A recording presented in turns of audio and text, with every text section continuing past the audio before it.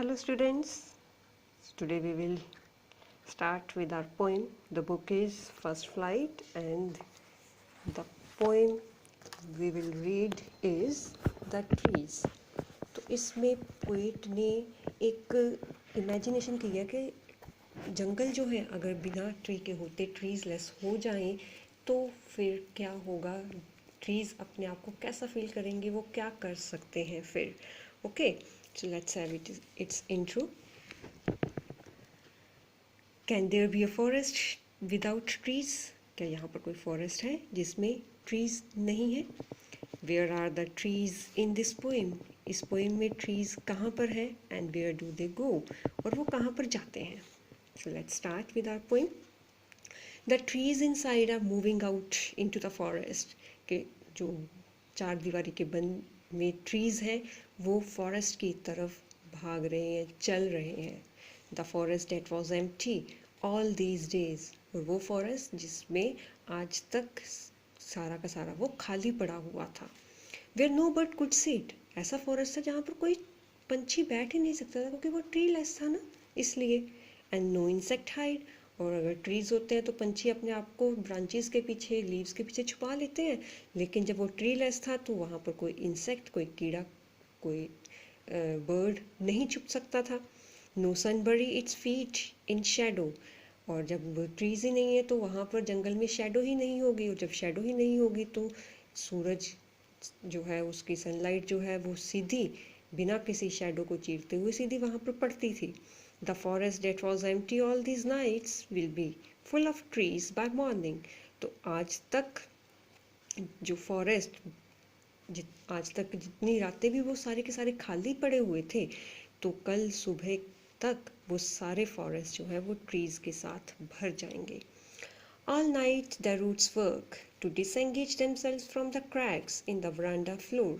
तो सारी रात जो है वो रूट्स काम करती रही हैं अपने आप को उस इनकी डिसएंगेज करने के लिए, मतलब कि अपने आप को छुड़ाने के लिए, ताकि वो वरांडा के जो फर्श में दरारें पड़ चुकी हैं, क्रैक्स पड़ चुके हैं, वहाँ से निकल सके. The leaves strain toward the glass small twigs stiff with exertion. तो लीव्स जो थे वो जो है शीशे, क्योंकि अब चारों तरफ से वो बंद था, अब वो शीशे के जो मतलब कि चारों तरफ ग्लासेस लगे हुए हैं उनके साथ बिल्कुल इनके एक तरह से प्रेशर बनाया हुआ है, कोशिश कर रहे हैं कि वो आगे बढ़े, वो बाहर निकलने की कोशिश कर रहे हैं. Long cramped bogs shuffling under the roof like newly discharged patients half dazed moving to the clinic doors.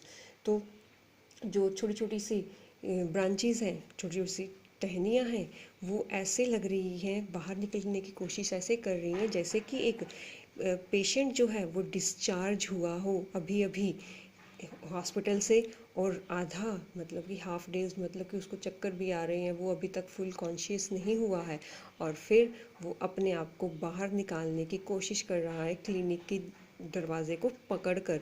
तो इसी तरह से वो जो इनकी छोटी छोटी सी टहनियाँ हैं, ब्रांचेस हैं, वो भी अपने आप को उस घर की चार दीवारी से बाहर निकलने की कोशिश कर रही हैं. I sit inside, doors open to the veranda, writing long letters. तो कहते कि मैं जो है बैठी हुई हूँ अपने घर में, और डोर्स जो है वो मेरे वरांडा के खुले पड़े हैं, और मैं लेटर्स मतलब कि ये लिख रही हूँ सब कुछ. In which I scarcely mention the departure of the forest from the house. तो जिसमें मैंने जो है अपने घर में से जो ट्रीज़ जो है वो बाहर निकल रहे हैं उनका जो है वो मैंने यहाँ पर कोई भी जिक्र नहीं किया है, उसके बारे में कोई मेंशन मैंने जो है नहीं किया है कि वो कैसे बाहर निकल रहे हैं. The night is fresh. तो कहते कि रात बहुत ज़्यादा फ्रेश है, ताज़ी है. The whole moon shines in a sky still open. The smell of leaves and lichen still reaches like a voice into the rooms. तो रात बहुत ही अच्छी है, फुल मून है, मतलब कि चांद पूरा चमक रहा है, और ऐसा लग रहा है कि चारों तरफ खुला आसमान है, और लीव्स की स्मेल और लिचेंस की स्मेल होती है ना, पढ़ी ना आपने लिचेंस, फंगाई और जो हमारे पास एल्गी का जो कॉम्बिनेशन होता है ना, ठीक है, तो उसकी कहते चारों तरफ खुशबू ऐसे फैल रही है कि जैसे रूम में किसी आवाज़ किसी की गूंजती है। तो पत्तों की लिचेंस की जो स्मेल है वो चारों तरफ घर में फैली हुई है। My head is full of whispers which tomorrow will be silent. तो मेरा सिर जो है वो चारों तरफ से विस्पर्स मतलब कि फुसफुसाहट, हम कान में किसी के फुसफुसाहट करते हैं ना कुछ बोलते हैं, तो अभी कहते हैं सारी मेरा सिर भरा पड़ा है, मेरे चारों तरफ कुछ ना कुछ आवाज़ें जो है वो हो रही हैं, और कल तक ये सब कुछ शांत हो जाएगा, साइलेंट हो जाएगा। Listen, the glass is breaking. तो पोएटस कह रही है, कहती सुनो, शीशा टूट रहा है। The trees are stumbling forward into the night. और ट्रीज जो है वो ठोकर खाते हुए, लड़खड़ाते हुए जो है वो उस अंधेरी रात में आगे बढ़ रहे हैं। Winds rush to meet them. और जैसे ही शीशे टूटते हैं, हवा अंदर आती है, तो हवा एक तरह से उनका वेलकम कर रही है, और वो हवा के साथ ट्रीज जो है वो मिल रहे हैं। The moon is broken like a mirror. तो its pieces flash now in the crown of the tallest oak।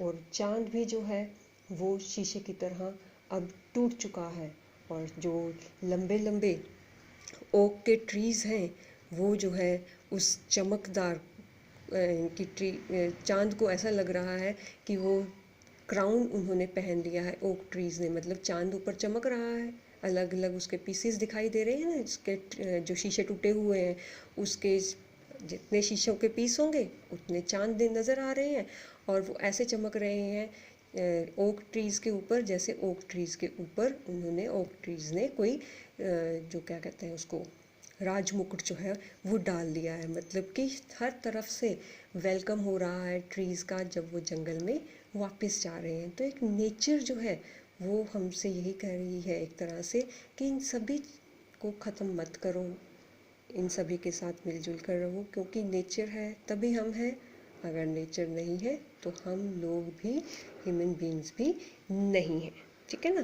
तो साइंस में आप सब कुछ ये पढ़ते ही हैं, तो इस पोइम में इनडायरेक्टली जो है वो पोइटस यही कहना चाहती है। तो इस तरह से ये आपकी पोइम भी जो है वो ख़त्म होती है। ओके, सो नेक्स्ट वीडियो में हम नेक्स्ट चैप्टर के साथ स्टार्ट करेंगे। Till then, stay safe, stay home, take care of yourself and your family, and study hard. Bye bye.